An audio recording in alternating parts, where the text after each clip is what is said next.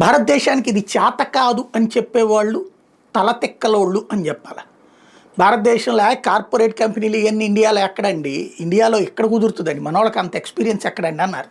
ఇవాళ కార్పొరేట్ దిగ్గజాలు భారతదేశంలో దర్జాగా బ్రతుకుతున్నాయి.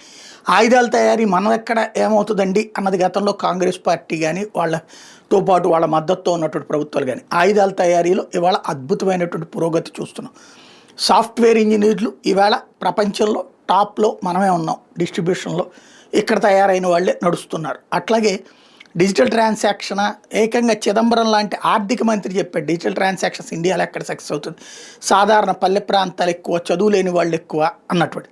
ఆ చదువు లేని వాళ్ళు ఎక్కువ ఉన్నటువంటి ప్రాంతంలోనే వాళ్ళే చివరికి గంగిరెద్దులతో కాసుకునేటటువంటి వాళ్ళు కూడా ఇవాళ రోజున క్యూఆర్ కోడ్ పట్టుకు తిరుగుతున్నారు. డిజిటల్ ట్రాన్సాక్షన్స్లో భారతదేశపు ఎదుగుదల ప్రపంచంలో టోటల్ డిజిటల్ ట్రాన్సాక్షన్స్లో 50% భారతదేశం చేస్తుంది. ప్రపంచంలోనే ట్రాన్సాక్షన్స్లో 50% చేస్తుంది. అందుకని భారత్కి ఇది చేత కాదు అని మాట్లాడే మాటని పక్కన పెట్టడం బెటర్.